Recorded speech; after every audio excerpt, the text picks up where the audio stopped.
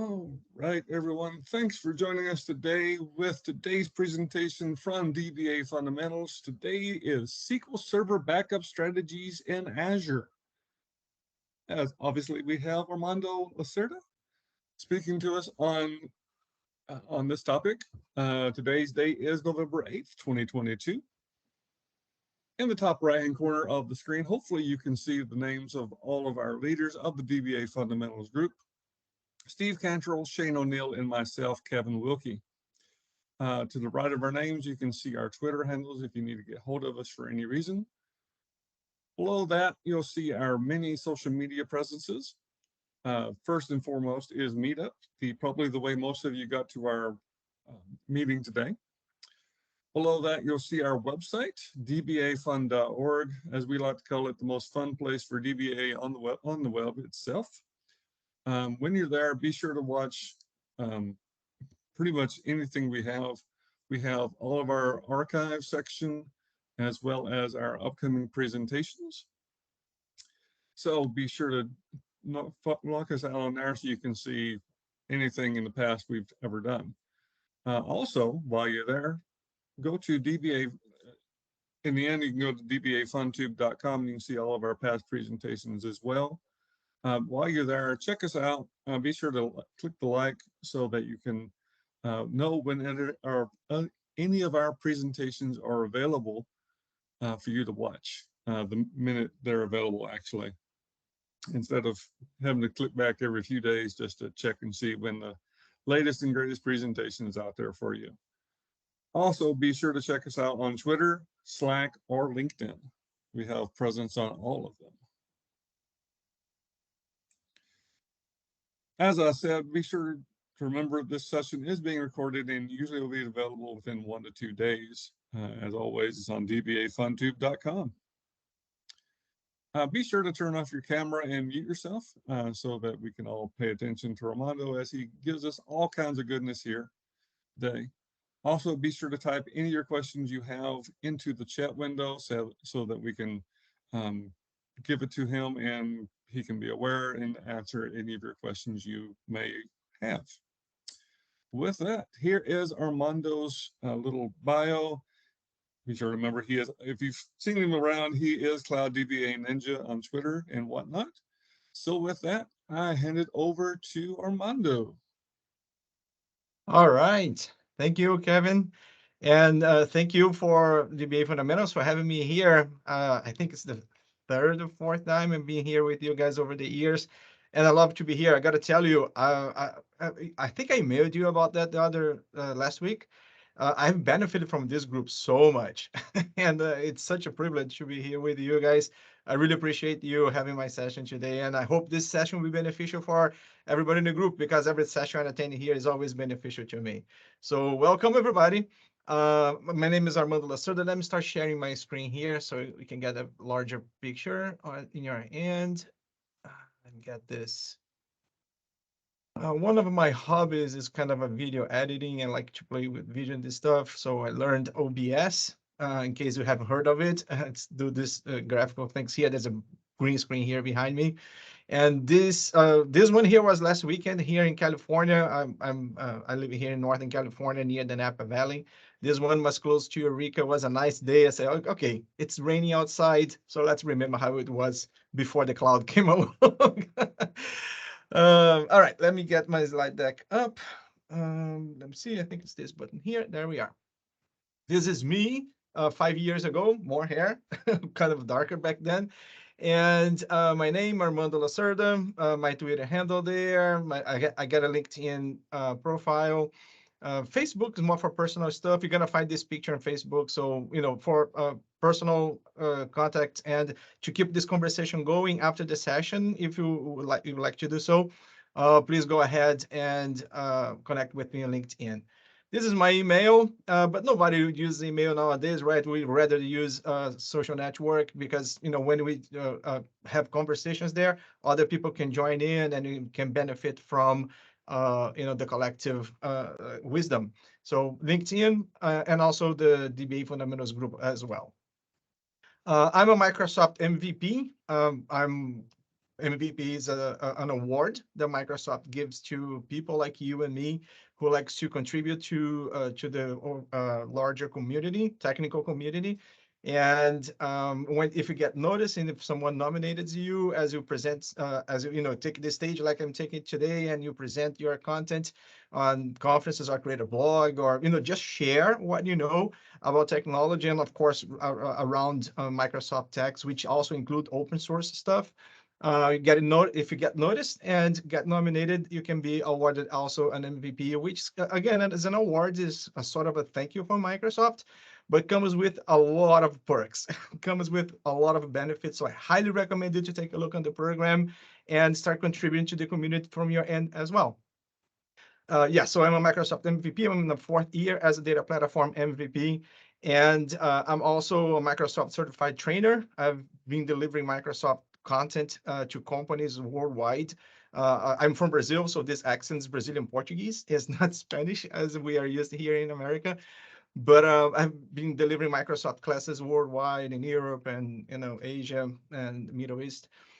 And it's one of the things I love to do.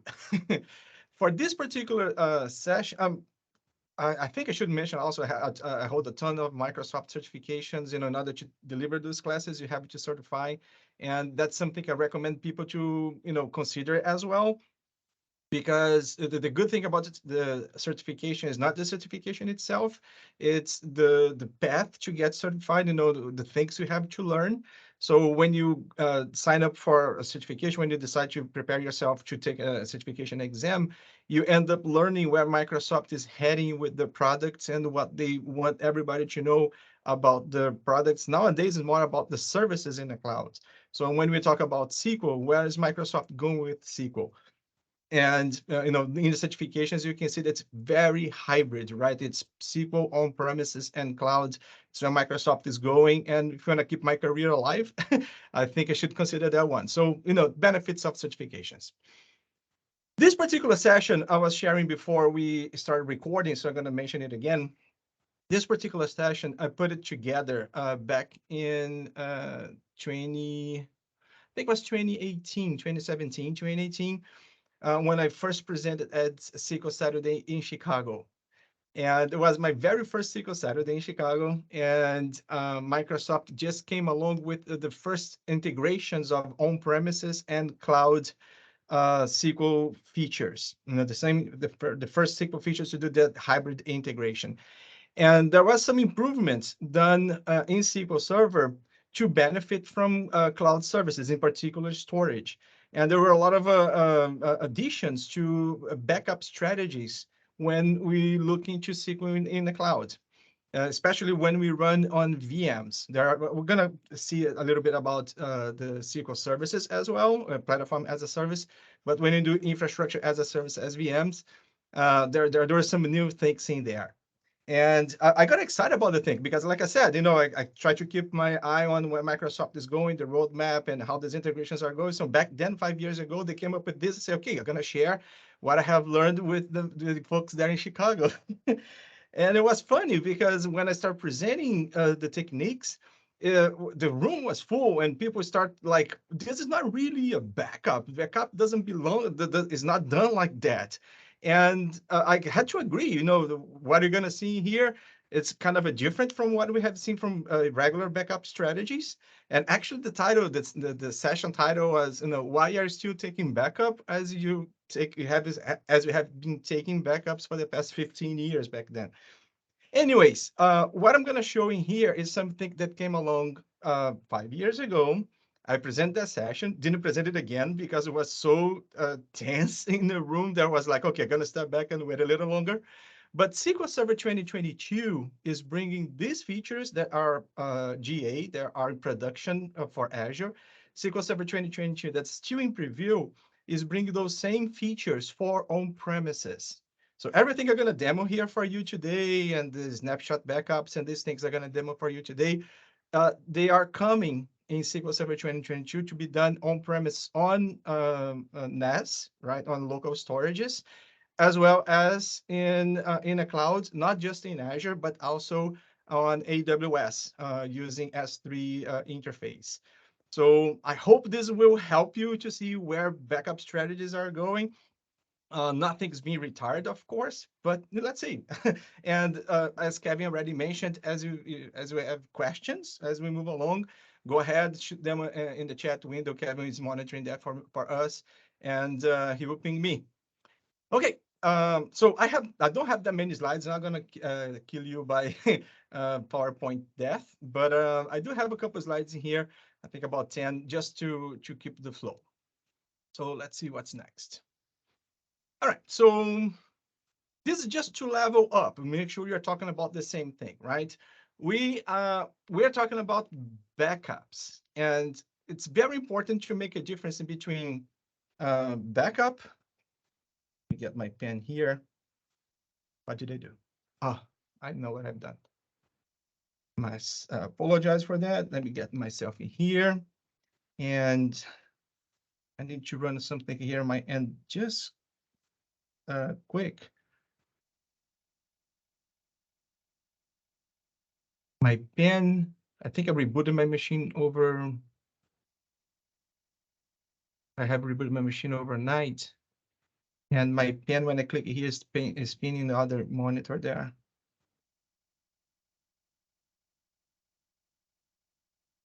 One second, apologize for that. 1 second, here should have tested before.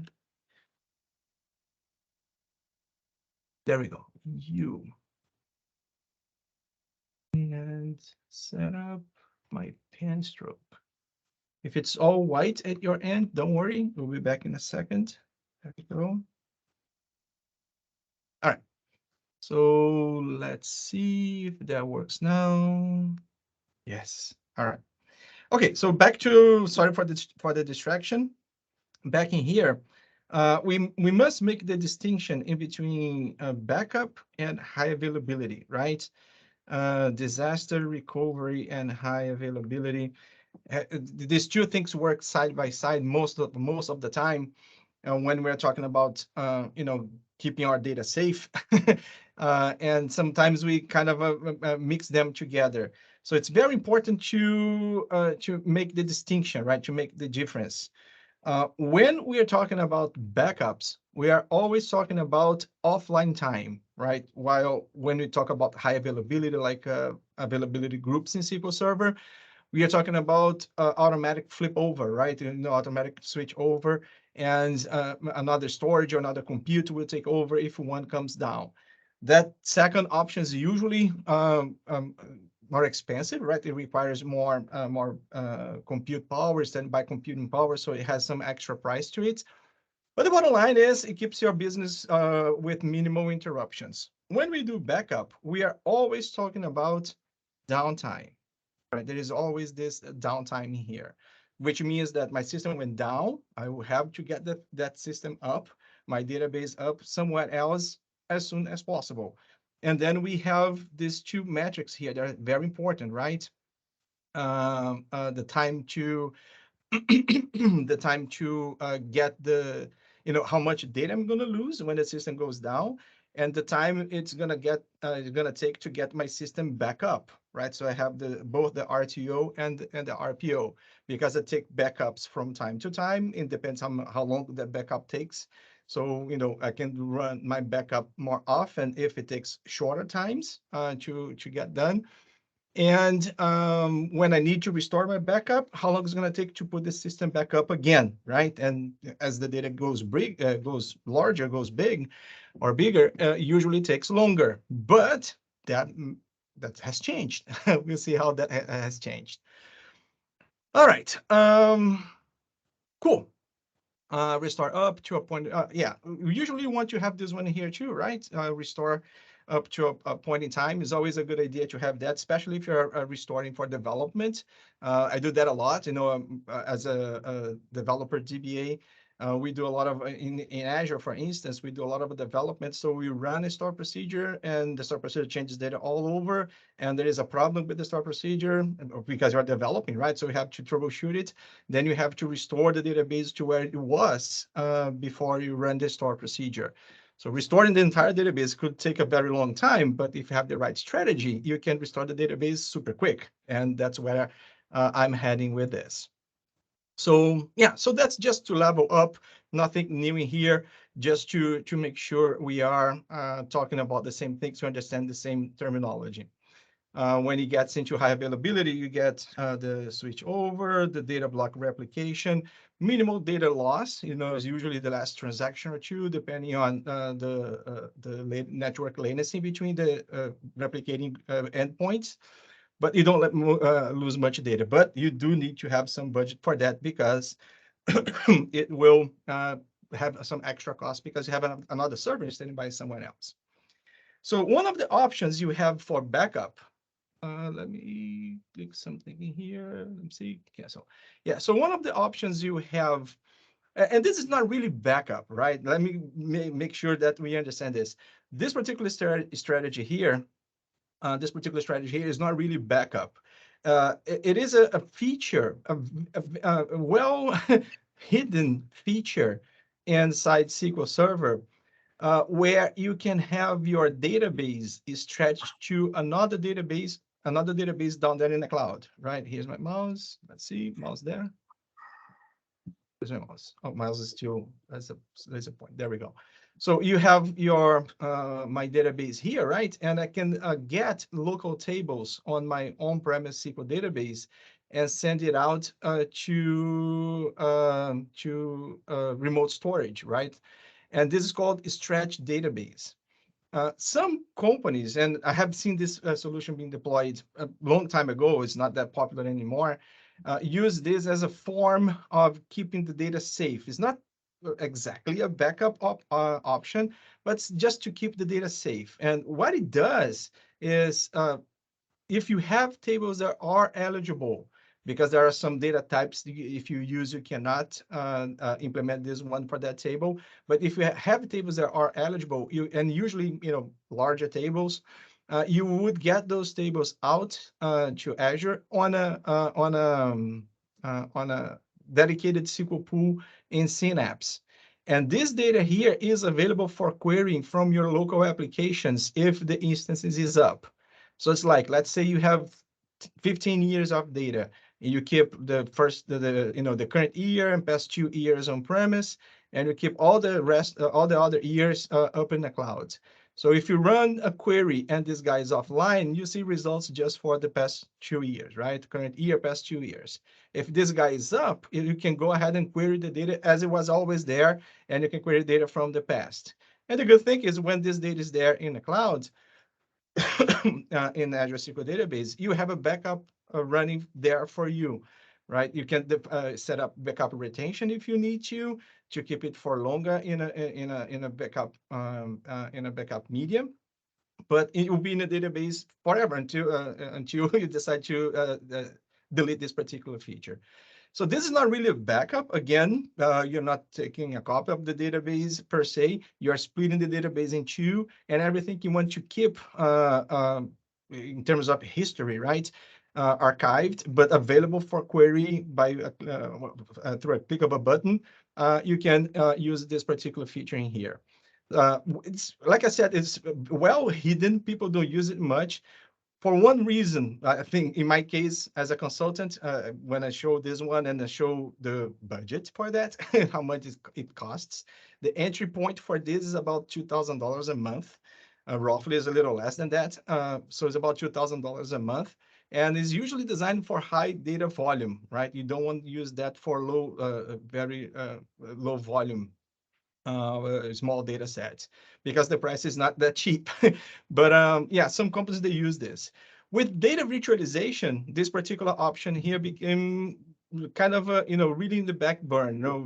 If you can get your data outside SQL in Parquet files, for instance, and kind of do the same thing there. If you map the Parquet files back into SQL and join with views, it's a different approach, same result, and you have the data outside SQL, and you can do your backups not using SQL Server like this particular solution here is doing.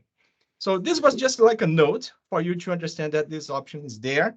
Not very popular, but So Armando, before you go on usable. to the next step, we have a question. Cool. For the stretch database scenario, where is the data cached from the Azure remote data?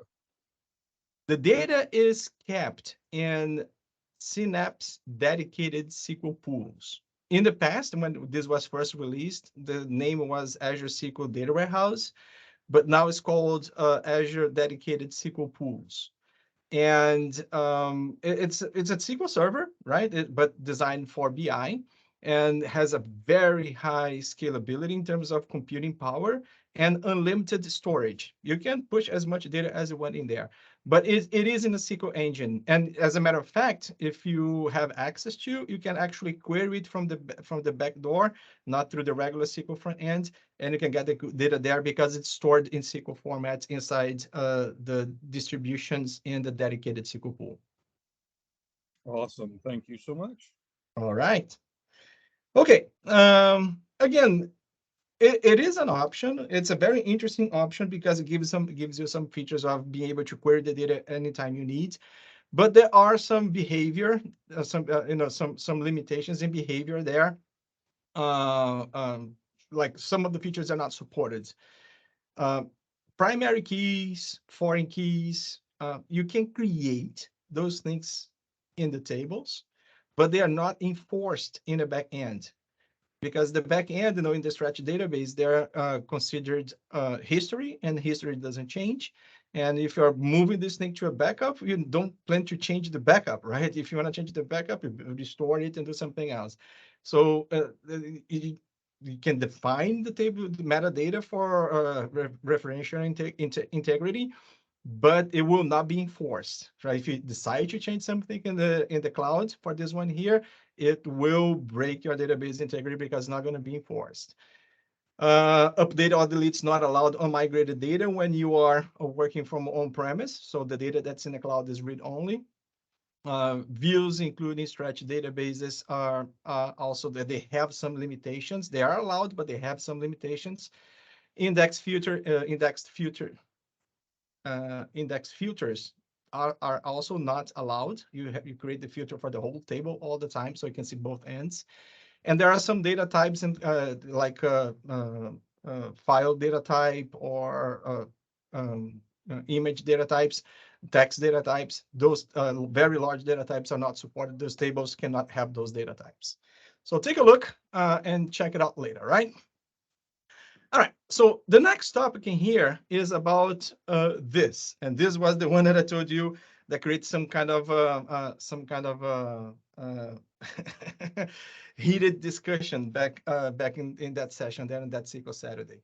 So for that, let me go ahead and switch here to Azure. Let me show you what I have here to demonstrate that snapshot database strategy. So here in Azure, I'm running a SQL VM. Got SQL Server 2022 preview on this particular VM.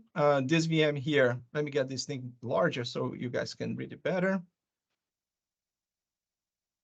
Let me see. Big enough? I think this is big enough. So what I have here is a E-Series VM, right? By the way, E-Series is the recommended VM type to host SQL Server in terms of ratio of memory and CPU and IOPS. So it's usually the recommended one. There is another one in there. This is a side note, right? There is another one in there for the L series that's also recommended for data scenarios, but not particularly for SQL Server scenarios, right? So this one here, little side tip there for you is that if you're running SQL VMs and you need the best performance possible there, this is, you should consider this one. Anyways, so I'm running this one here, the E6. I got 16 vCores, 120 gigabytes. So again, it's a good ratio of a memory per vCore. But for SQL Server in particular, very important is the disks.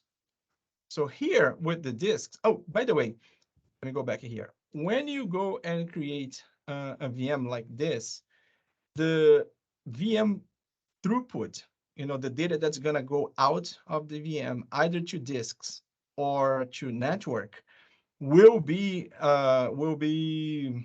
throttled by the size of your VM. So in case you haven't seen that yet, let me open the portal here again just quick. I cannot even type. .azure.com. As a matter of fact, I have a shortcut there just for that. I don't know what I decided to type. Anyways, let's go back in here. So let's say here, I'm going to create a SQL database, and it's going to be an Azure VM. So I'm going to choose here my Azure VM in here, and the image, right? So again, I'm going to use a SQL 2022. And down here on the images, right? This is not the images, sorry. Down here on the compute size, this one here is where you see the IOPS for a particular VM. So, when you create a VM in Azure and you are connecting disks to that VM, there is the disk itself, the IOPS for the disk, and there is the throttled IOPS of the VM. If they don't match, like if you have disks that are super fast, but the VM is not as fast as the disk, the VM IOPS will throttle. See the max IOPS here for the VM will throttle for the disk purpose, specifically for the disk. So in this particular case, the one I'm using, I thought it would most used. Oh, this is the most used. But if you look here into the E-series, the one I was using there, E5, you see here that I got on that 16 vCores. Let's see, I got good IOPS, right? 25,600 IOPS. So yeah, so this is the one I'm using over there, all right? Let's get here, back in here. So with that throughput over there, when I come here into disks, in order to benefit from those ones, for those IOPS, I have to use disks that can reach there, right? And as you can see here, one single disk would not reach that one. And again, for my backup strategy, this is super important because remember the RTO, the RPO, right? The time to restore the database, and the time to take the backup, and therefore I can plan my strategies of how often we're going to take backups will be limited by the time that my backup actually takes, right? Because besides the hit on performance that it may incur, it will also define the time that will be me losing data if my database goes down. So this is very important. So in order to achieve, to benefit from those 22,000 IOPS that I have in there, I have to add a bunch of disks, data disks in here. So the sum of them will be a little higher. So I'm using some IOPS of the disk, but not much. But I will achieve good performance when either backing up or restoring the database to one of those disks. So this is one thing important. One important thing when you do your backup strategy, right? Make sure you understand what is the IOPS, both of the VM and the disks, and if they are matching. If I go back to that other tab when I'm where I'm creating the VM, let's repeat this process here so you can see. So I check that I select the same profile in there, and when I go up here on the SQL settings, I can see here in the SQL settings that this template that I got from the marketplace, the Azure marketplace, is giving me one data disk with 5,000 IOPS. And this is the other thing that you have to consider when you are preparing your backup strategies, right? In Azure, when you do manage disks, that's what we are using here, manage disks. The performance of the disk, the IOPS and the throughput, the performance of the disk is based on the size of the disk. So if you need to have a higher performance, a higher throughputs, and of course IOPS, you need to get disks that are larger than this. So if I go like, for instance, for 4 terabytes disk, then I get that 7,500 IOPS with 250 throughput blocks, right? Yeah. So you see, in order to get better performance, I need to provision more space, a bigger hard drive or virtual hard drive, even if I'm not using the whole thing, right? The other thing in here is I don't have an option here that will hit the 22,000, right? And this one here is super expensive. I don't have an option here that would hit the 22,000. So one of the strategies people use is to do something similar to a RAID system on an on-premise installation. You just add disks, right? So like this one here. Let's say I want to add 3 disks to this one. So you see 22,500. I got pretty close to what would be my IOPS for the virtual machine. But I must remember that I have extra 5,000 IOPS in here being used for the VM, and used from the VM, I rather say, for a transaction log. So I cannot pick both, right? If I pick both, I go beyond what the IOPS support for the VM is. And you can see that. Let me do something here, just quick. And you can see that, let me get out of the way, on this message here that shows up down here. You see? See, oh, sorry. Come on. Don't mean that. There we go. See? There we go.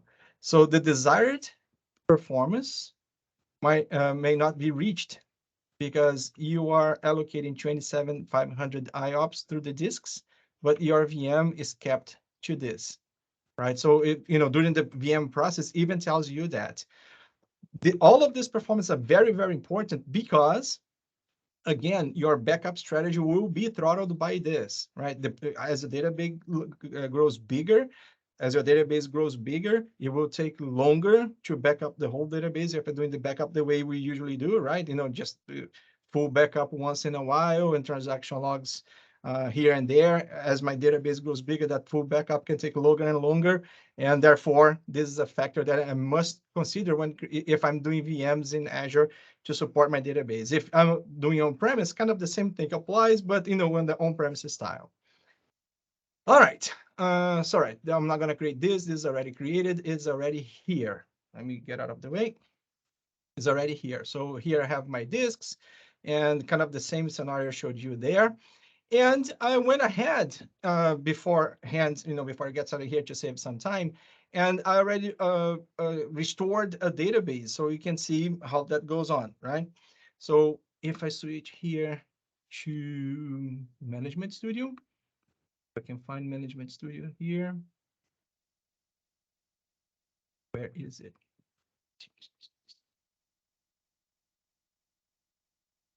Maybe here. Let me see.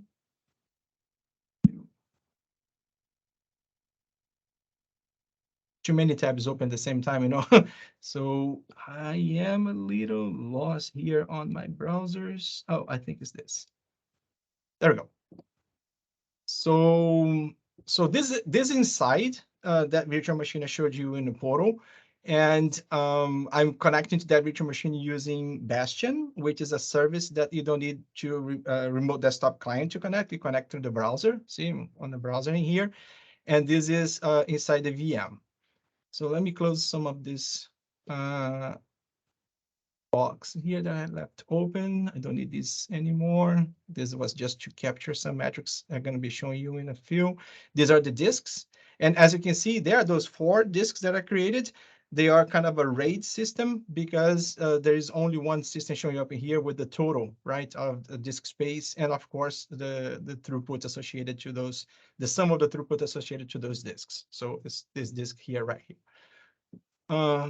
Great. Let me close this. This is the disk, colorful. Temporary disk there. And look at this. So I did bring in the Stack Overflow database. If you're not familiar with this, I learned this tip here from Brent Ozar.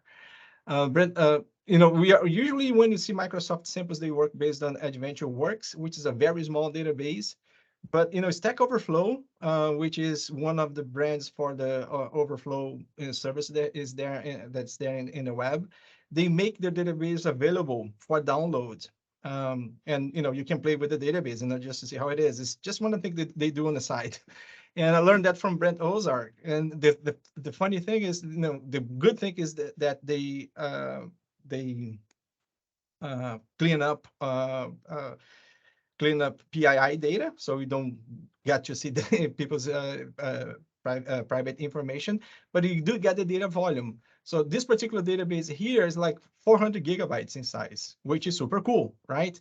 Now, I have a 400 database data files, which originally were in distinct storages on premise, but here is in one because again, they got the RAID thing, 4 disks in there.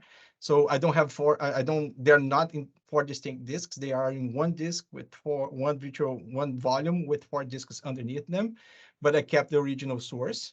But what I need to keep to highlight here for you, I need you to grasp that is this 400 gigabytes database is stored, is kept in a,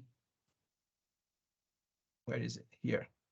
In a 12 terabytes volume. Again, not because of the size, but because of the speed, right? The throughput, the IOPS the throughput that I need, supported by the IOPS to get this thing going faster. Otherwise, it would be very, very sluggish, right? As we have discussed already. And my backup strategy will be affected by that because getting data out of the database would be very, very, very sluggish. So that's why I have all this space here. They're always going to be pretty much wasted, right? Because I have no use for the data. I just need the speed.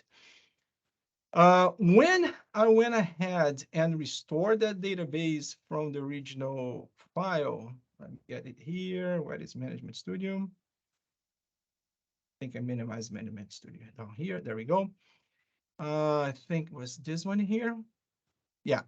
So this is the backup file, the original backup file that was made available by Stack Overflow, and I got the torrent from Brent again, like I mentioned.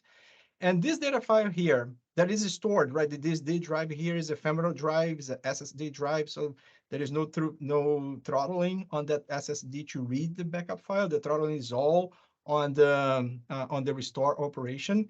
So to restore those 400 gigabytes, it took the service 21 minutes, as you can see over there, right? It took SQL Server 21 minutes to write those things in there. And I took some screenshots in here to show you that. Back here on this guy, where is my screenshot? Here. This is the screenshot when it was restored in the database. So as you can see, this particular time here, it was 1.5 gigabytes per second, right? Yeah, gigabytes per second writing into the database.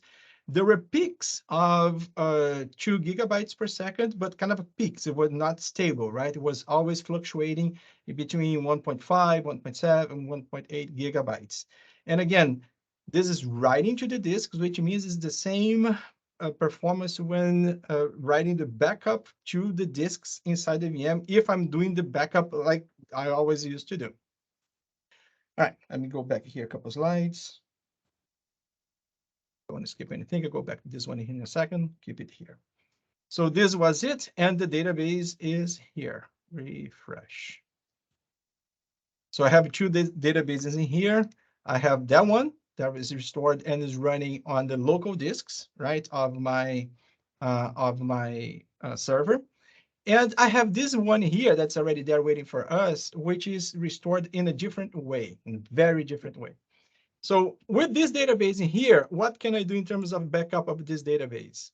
Well, I can come in here, say I want to take a backup of this database. And I can do the regular backup operations that are, we usually do. Can back up to disk. I do have a disk in here. Let me see. It doesn't work. I do have a disk in here where I could send this backup to. I'm not going to do this because it's going to take like a half an hour to get this data out to the backup file. But where is it? Down here. This one here, this SQL data here, should have called it backup. This empty disk here, I created this one here just to back it up. But this one here has a problem because, if I want to have that performance that IOPS, I would have to have 4 disks in here, but this one has only 1 disk in it. So if I do a backup to this particular disk, I will be kept to 7,500 IOPS, and therefore my throughput will be reduced, right? We'll be running about 100 megabytes per second, which is really slow. It's going to take forever to take the backup in here. So just to recap, I have my databases. My databases are running on my instance on a VM, and I need to reduce the time to take a backup, because if I'm doing like this with dedicated disk and then move it away, it will take forever to do it. And I want to reduce the time to restore as well. So is there an option to get out of this bad situation? And usually people get lost in this one here when they go infrastructure as a service in the cloud, and they're like, things are so sluggish in the cloud. It's supposed to be faster. And if I want to go faster, I have to pay so much higher price because I have to get so many disks together. So this is when working with storage accounts instead of managed disks can be an option. Now, to be very clear, listen to me. Let me get bigger here just quick. Just to be clear, Microsoft recommends to use managed disks for regular operations because every single DBA out there is very familiar with dealing with disks. And if you need to increase disks throughput and increase the overall performance of the disk, you do this technique I just showed you, right? You just add more disks and get a VM that match the throughput you're adding to the disks, and you will have better performance, like I showed you, right? A couple gigabytes per second there, or a little less, could be a little more if my budget allowed. But the option that was presented to us 4 or 5 years ago when SQL Server 2017 came along is instead of using managed disks, is to use storage accounts. So, the solution proposed here, the new way of doing these things is leaving disks behind. I mean, we cannot really get rid of managed disks, but use the main storage not in the disk, but in the storage account. How does that work? Let me show you. It works like this. Let me get back here to the portal. It works like this. Here in my subscription, I do have a resource group here for this demo today. And in my subscription here, I created, where is it? Here, I created a storage account for this demo, right? DBA fundamentals, this storage account in here. So with this storage account, and again, storage accounts, they sound simple. Storage account is to put my files in there, right? It's just a place to store my files. If you come from AWS, S3 buckets, store my files, maybe kind of a OneDrive stuff. But storage accounts, they are really complex. They are complex because they have a lot of options. You have a lot of knobs to turn, and set it up on a particular way for a particular workload. So for SQL Server to work with storage accounts the way we're showing right now, it has to be like this, right? It has to be a storage V2. I think there is some support for V1, but recommended is V2. It has to be local redundant storage, which means like if you want to replicate this thing through multiple regions, you have to have a second scenario, a second service to do that. It must not be data lake, right? The hierarchical namespace here means it's set up as a data lake. So it must be a regular storage account. It must not be set up as a data lake. And these are pretty much the three main elements in there, right? It will give you a decent throughput. You see it. But that's pretty much. If it was a data lake, it could get higher, but SQL Server is not supporting storing data files on data lake yet. We'll see that later. I hope it comes later. So I created this storage account here, and here in this storage account, I do have a container. I call it stage. And here in this container, I already have that database that's working SQL, right? The database storage account. I already have the same data files and the log files that I have in the disks, in the local disks. I have already restored those files to the cloud. So the database that's in there, where is Management Studio? Here. So this database that's in here, this guy here, Let me show it from here. Properties. The files of this database, they are stored not on those disks that I first showed you, as you can see over here, but they are stored on that storage account that I was just browsing there with you, right? And these are, notice the file sizes in here. So the file sizes are actually the size of the database because I just restored, right? If I'm planning and expecting to get more data coming in, if this was a live database, I would have created these files or I would expand these files to be a little larger. But what's important here that I need you to understand is this one here is not over provisioned, right? It's not over provisioned. I don't have a 12 terabytes disk to store a 400 gigabytes database.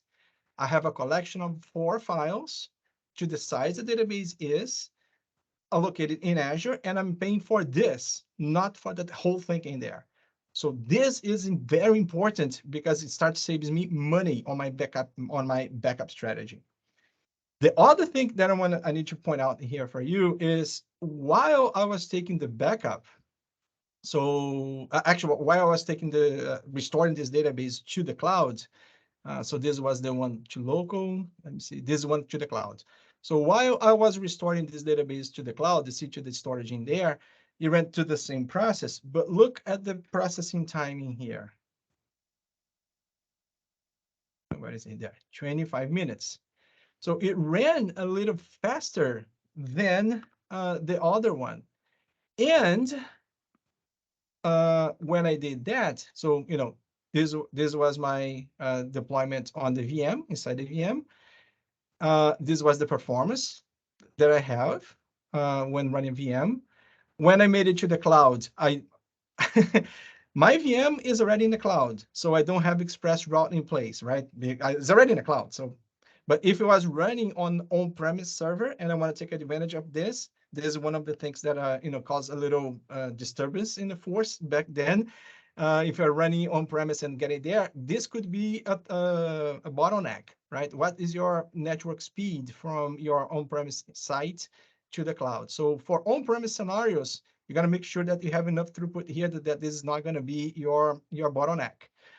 But in my case, I don't. I run a VM in the cloud. So what I've done in there, I just created the files like I just showed you there on a storage account to be ready for file snapshots, which is the final thing we'll see in a second. And this is the steady, very steady performance. This was just at the beginning, so you cannot see the whole thing. It was just a snapshot. But it was a very steady performance of 200 gigabytes per second because of 2 gigabytes per second, sorry, gigabits per second. On the network side, there was sending because I was sending through the same storage account. If I have split this into multiple storage accounts and they don't pay extra if you do that, you can get this number even higher. And notice that this is network speed. This is not disk speed.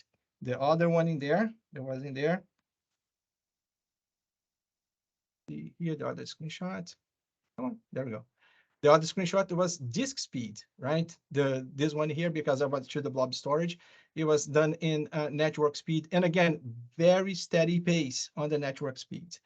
So once this thing is deployed like this, I can implement this backup strategy here. And my thing doesn't want to work. There we go. I can implement this backup strategy here called file snapshot. This is the thing that for now, for production, is only supported in Azure. And when you're doing Azure storage, the way I just showed you how to do. When you do this, you can do snapshot backups like this. But this is available on SQL Server 2022 for on-premise scenarios on very specific cases, right? There are some specific settings you have to do on the storage side. I know you all haven't heard about Anthony Innocentino. He has a great session. I was in Dallas a couple months ago watching his session on this one in here on how this thing is coming on premise. He's already testing this with his company.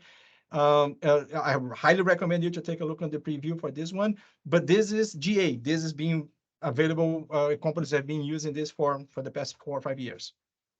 So when you do a file snapshot, when you take a backup storage like this in Azure, what happens is SQL will not generate a backup file like we know it, right? Like a copy of the database, right? Can be compressed, of course, but a copy of the database. SQL will not do that. What SQL will do is, okay, you are on a storage account in the cloud, and storage accounts, they have this feature called snapshot. So what I can do is I can stop writing to the file that is in there and start writing to a new file that's going to be my snapshot file with the new changes. So what you're doing is what we know as a snapshot technique, right? You are accumulating files, and the files that are left behind, they are just frozen. They're going to be read only from that moment on, and new changes will come to the new files. And if you have multiple files like I have, this happens if you take a transaction log backup that doesn't exist anymore. The transaction log backup is actually going to tell SQL Server to do a snapshot of all data files at once consistently. So they're always consistent. And when you do that, your backup ends like immediately. If you take a full backup like this or a transaction log backup like this, it's just almost instantaneous. So let's try it out. Let's get this guy here. Get a new query for this. And I'm a brave guy. I am going to kind of type this thing. Of course, going to do some copy and paste just for the URLs in here. But let's try this out. Backup database. Backup database. My guy here for the storage account, right? You got to be the one that's in the cloud. You cannot be the one on premise for VMs in the cloud. But when you do on premise and you are at SQL Server 2022, you have a version of this for on premise. So check it out later. Backup database for this guy here. Let me see what else goes. To URL. To URL. And the URL will be something like this.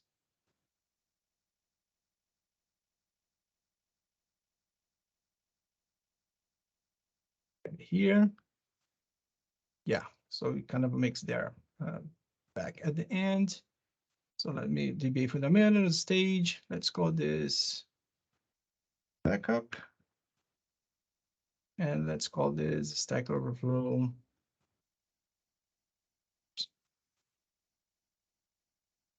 Sorry, my keyboard is acting up.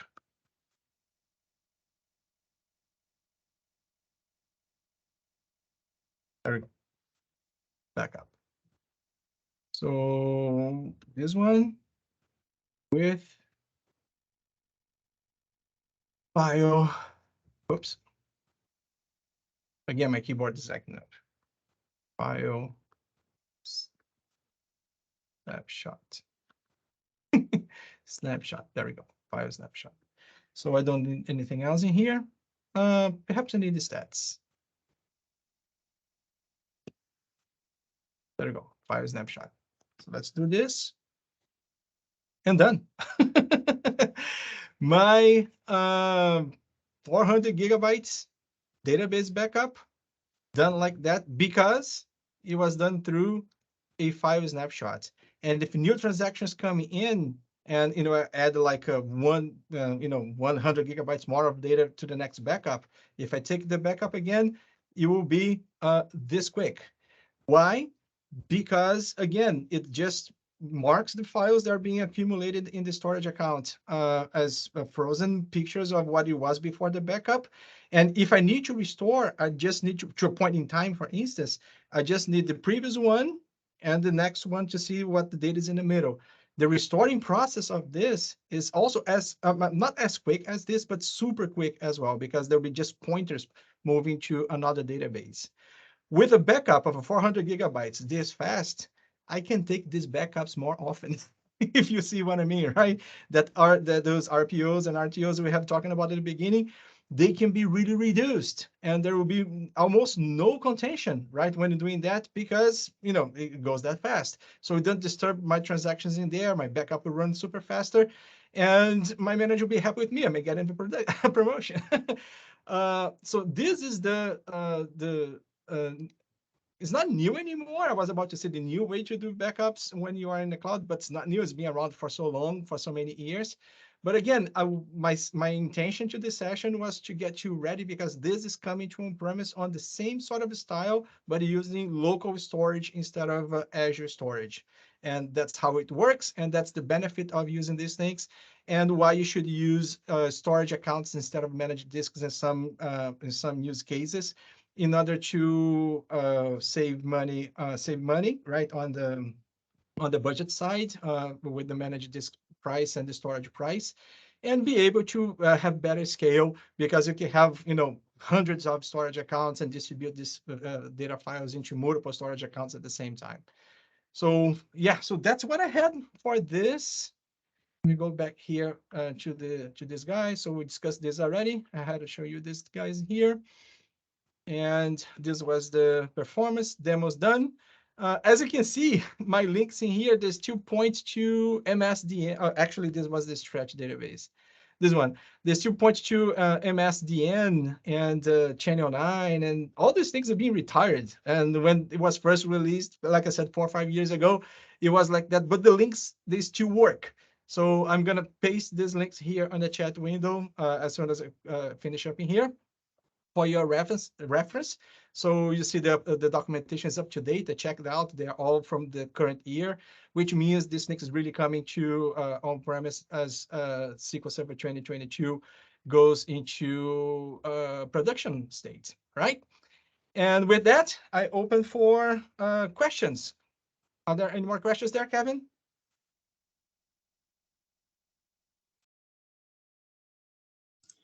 So many buttons to push, so little time.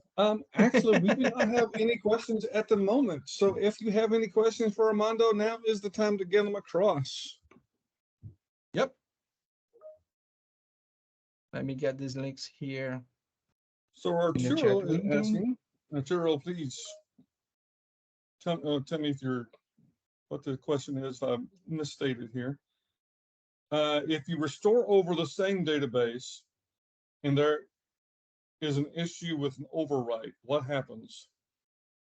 I hope I'm asking the question right there for Arturo. Yeah, restoring to the same database, live restore is not supported in this scenario, right? So live restore is not supported. I recommend never to restore on top of the same database. Always restore on the side. And if it needs to be the same name, like we do for development, for instance, I do that a lot. Let's say I need to get this database for development. I would get this database and restore it like a tagging name, like baseline, and then restore it again with whatever name the developers need. And every time the developers need to change that, I drop that database and restore the original one with the name they have. So I never restore to the same database, and live restore is not supported.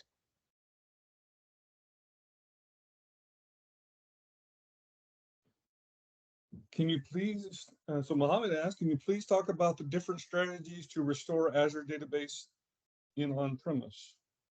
You cannot. Mohammed,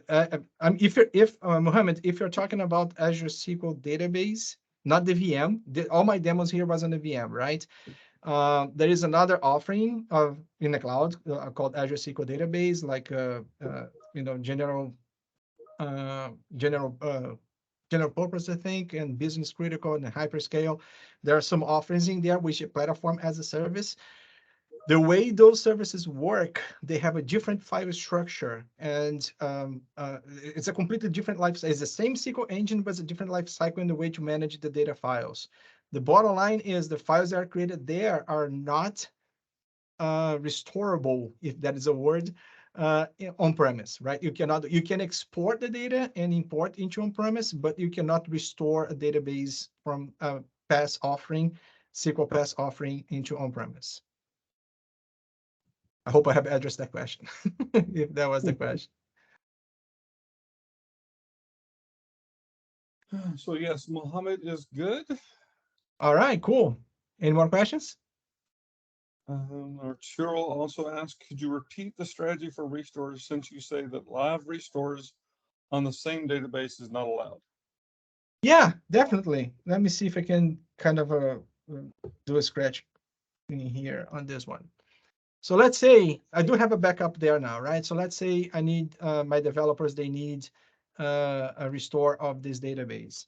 So I will do something like restore database, Stack Overflow, development baseline from URL and whatever URL it is, and move the files to whatever location they need to be. So this will be my kind of my gold copy for my developers until they need an update on that gold copy. So I will restore this one here, but not give this one to them. They need kind of a, the same database. Oh, there we go. They need kind of the same database, let's say with the same name. So I would restore for that purpose. For that purpose, I would restore Stack Overflow database for them, and they will do their work. When they invalidate this thing in here, I would take another backup of the baseline and restore it again as SODEV, which would take no more than 5 minutes to complete that, both the backup as you have seen and the rest and the restore for the new back in time restore of the database based on my gold copy. So I restore the gold copy. I would back up that gold copy, my baseline, and restore the database from that baseline. And every time they need another one, they do this one. And if the baseline changes, like was from 2 months ago, they need a fresh data, then I would back up the production database, anonymize what it needs to be anonymized, and then restore to the baseline again. So that's the strategy we do. This one for VMs, the same strategy for Azure SQL databases. We can do exactly the same thing, but in there we use the portal. There's no restore or backup. We just use the portal for that one. All right. Is that clear? I mean, who asked the question?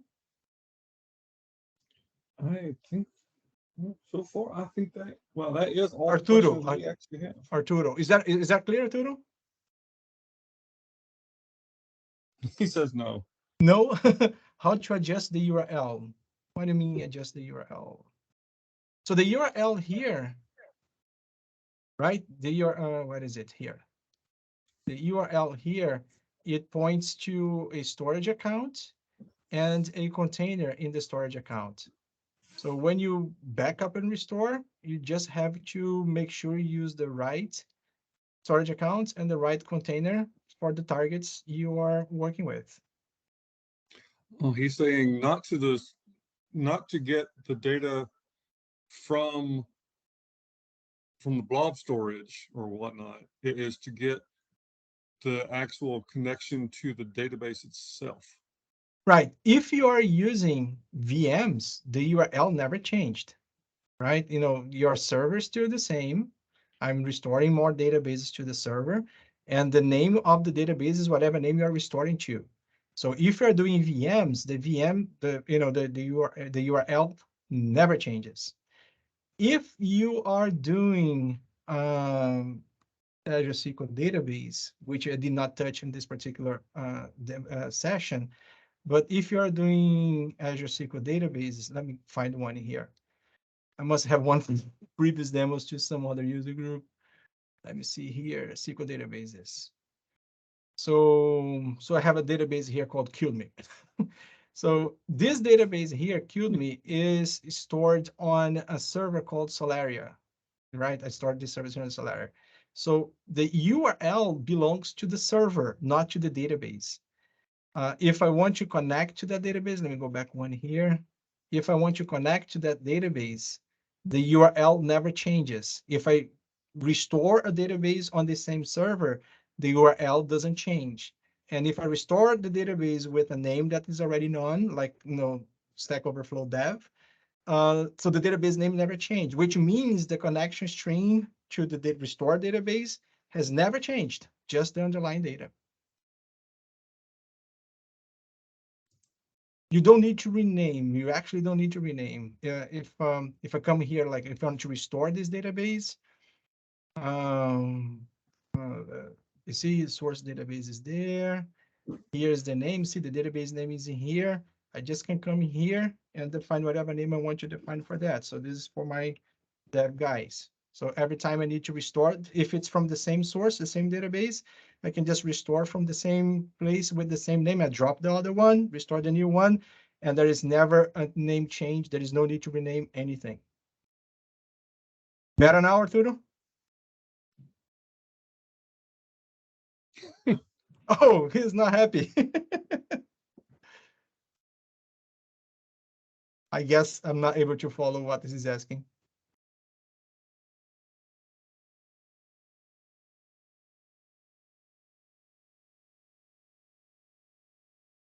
How about existing databases? Oh, I think I mentioned that, right? So I don't have this dev in here. So let's say I go restore this dev database for my developers, and they break the development database. And they're like, can you restore the development database again? I can just come in here and restore the base one with the same name, drop the old one, you restore it with the same name, and off we go. You do have to drop, so you keep the name.